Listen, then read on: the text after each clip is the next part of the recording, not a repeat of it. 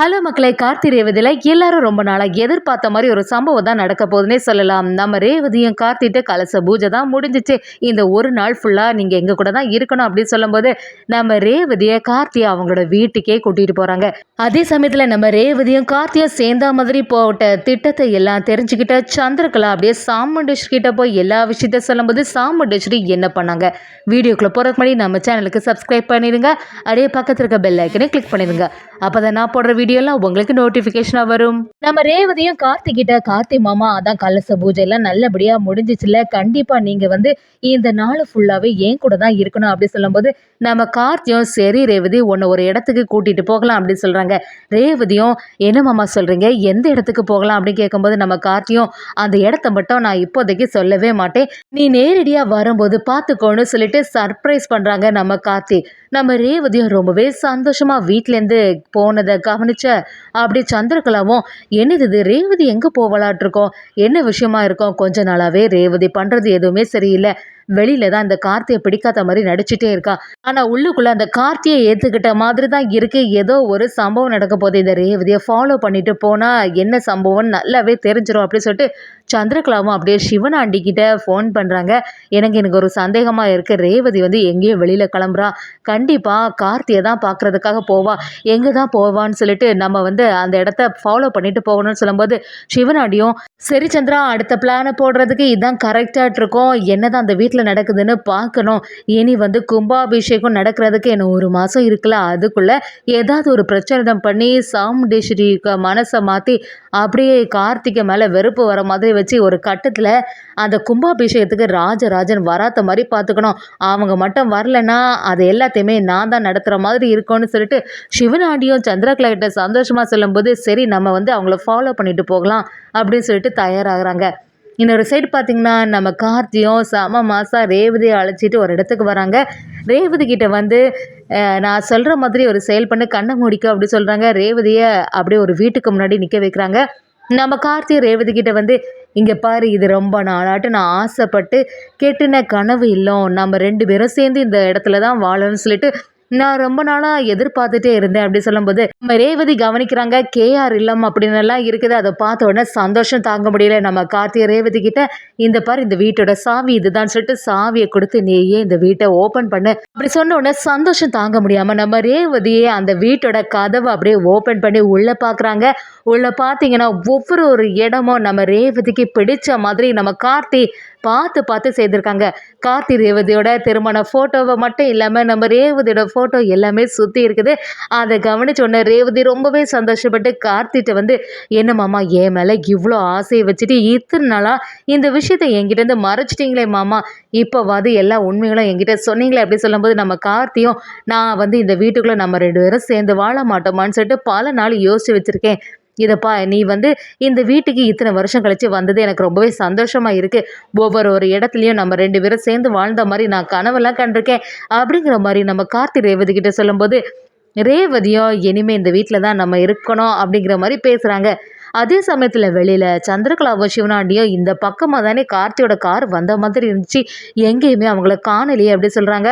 அந்த சமயத்தில் அப்படியே பார்க்குறாங்க, கார்த்தியோட கார் இங்கே தான் நிற்குது, அப்போ நிஜமாவே இந்த வீட்டுக்குள்ளே தான் இவங்க 2 பேரும் இருக்கணும், என்னதான் சம்பவம் நடக்குதுன்னு பார்க்கலாமேன்னு சொல்லிட்டு அந்த சந்திரகலாவும் சிவனாண்டியும் சேர்ந்து அப்படியே ஜன்னலை ஓப்பன் பண்ணி பார்க்குறாங்க. அந்த சமயத்தில் கரெக்டாக நம்ம ரேவதியும் காத்திட்ட மாமா உங்கள் கையினாலேயே நீங்கள் எனக்கு சாப்பாடு ஊட்டி விடணும் அப்படி சொல்லும்போது நம்ம ரேவதிக்கு கார்த்தி அப்படியே சாப்பாடு ஊட்டிகிட்டு இருக்கத சந்திரகலாவும் சிவனாண்டியும் சேர்ந்து அந்த இடத்துல ஜன்னலுக்கு வெளியிருந்து கவனிச்சிடுறாங்க. அதை பார்த்த உடனே சந்திரகலா அப்படியே அதிர்ச்சியாகி நிற்கிறாங்க. பார்த்தீங்களா இந்த ரேவதி எவ்வளோ பெரிய ஃப்ராடு வேலை செய்திருக்கான்னு சொல்லிட்டு வீட்டுக்குள்ளே ஏதோ அந்த கார்த்தியை பிடிக்காத மாதிரி நடிச்சிட்டு இருந்தா, இங்கே பார்த்தா எல்லாமே மாறி போயிருக்குது, அந்த கார்த்தி தான் வேணும்னு சொல்லி இந்த வீட்டுக்குள்ளே வரைக்கும் வந்துட்டா பார்த்தீங்களா, இவங்களை சும்மாவே விடக்கூடாது, வெளியில் நம்ம மட்டும் பிரிஞ்சு இருக்கணுமா, இவங்களை பார்த்தீங்களா இவங்க 2 பேரும் இங்கே ஒரே வீட்டில் சேர்ந்து இருக்காங்க, இதை எப்படியாவது என்னோட அக்கா கிட்ட சொல்லியே ஆகணும் அப்படின்னு சொல்லும்போது சிவனாண்டியும் சந்திரகலா நீ சொல்கிறதெல்லாம் சரியாக தான் இருக்கா, ஆனால் உன் அக்கா கறி நம்பவே மாட்டாளே, நீ சொன்னா எல்லாம் கண்டிப்பாக ரேவதி இப்படி பண்ணவே மாட்டான்னு சொல்லிடுவாளே,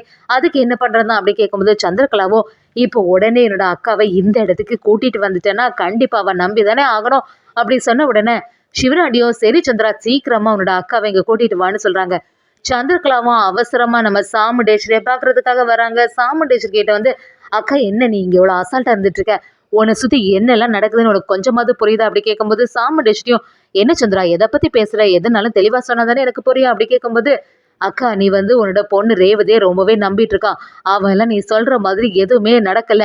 அந்த கார்த்தியை வந்து பிடிக்காத மாதிரி நடிச்சிட்டு இருக்கா அப்படின்னு சொன்ன உடனே சாமுண்டேஸ்வரியும் என்ன சொல்ற சந்திரா, என்ன நீ சொன்னாலும் நம்புவேன், என்னோட பொண்ணை பத்திலாம் தப்பாவே பேசாத, ஒரு போதுமே என்னோட ரேவதி வந்து என்னை ஏமாத்தவே மாட்டா அப்படின்னு சொன்ன உடனே சாமுண்டேஸ்வரி கிட்ட சந்திராவும் என்னக்கா நீ புரியாம பேசிட்டு இருக்க, இதே தான் நீ வந்து ஏற்கனவே கார்த்தியோட விஷயத்துலயும் என்கிட்ட சொல்லிட்டே இருப்ப, அன்னைக்கு பாத்தியா அந்த கார்த்தி வந்து எத்தனை நாளாட்டும் உன்னை நம்ப வச்சு ஏமாத்திட்டு இருந்தா, அதே தான் இந்த ரேவதி உங்ககிட்ட செய்துட்டு இருக்கா, இப்போ உடனே நான் சொல்ற மாதிரி செய் அப்படின்னு கேட்கும்போது நம்ம சந்திராவும் அந்த கார்த்தியும் பார்த்து பார்த்து ரேவதிக்காக ஒரு வீடு கட்டி வச்சிருக்கான், அதை பத்தி உனக்கு தெரியுமா, இப்பவே என் கூட வாக்கா, அவங்க 2 பேரும் அந்த வீட்டில் தான் இருக்காங்க, இப்பவே நான் உங்களுக்கு காட்டி தரேன் அப்படின்னு சொல்லும்போது நம்ம சாமுண்டீஸ்வரி அதெல்லாம் நம்புற மாதிரி இல்லை, இருந்தாலும் சந்திரகலாவோட வற்புறுத்தனால சாமுண்டீஸ்வரி சந்திரகலாவும் சேர்ந்து நம்ம கார்த்தி ரேவதியை பார்க்கறதுக்காக அந்த இடத்துக்கு வராங்க. அதே சமயத்தில் வீட்டில் ரொம்பவே சந்தோஷமா இருக்கக்கூடிய நம்ம ரேவதியும் எனக்கு இப்படியெல்லாம் நடக்கும்னு சொல்லிட்டு நான் எதிர்பார்க்கவே இல்லை மாமா, ரொம்பவே எனக்கு இந்த நாள் சந்தோஷமாகவே இருக்குது,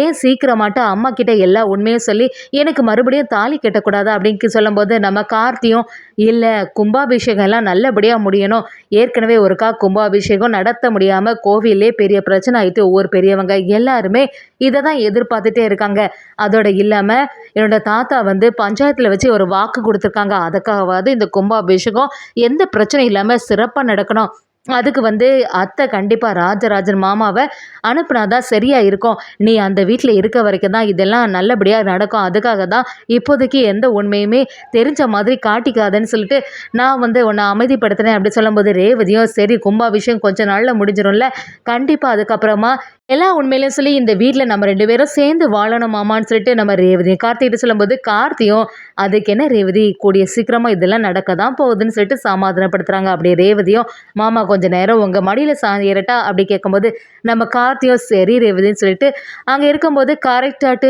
சந்திரகலாவும் வா இந்த வீடு தான் அப்படி சொல்லும்போது சாமுண்டேஸ்வரியும் என்ன பேசுகிற நீ, இந்த வீட்டுக்குள்ளே எப்படி என்னோட பொண்ணு இருப்பா, கண்டிப்பாக அப்படிலாம் இருக்கிறதுக்கு வாய்ப்பே இல்லை, கண்டிப்பாக நீ வந்து தெரியாமல் வேற யாரோ இருக்கிறத பார்த்துட்டு பேசிகிட்டு இருக்கா அப்படின்னு சொல்கிறாங்க. சந்திரகலாவும் நான் தான் சொல்கிறேன்ல இங்கே தான் இருக்காங்க வாக்கா அப்படின்னு சொல்லிட்டு சாமுண்டேஸ்வரி சந்திரகலாவும் வாசலில் போய் நிற்கிறாங்க,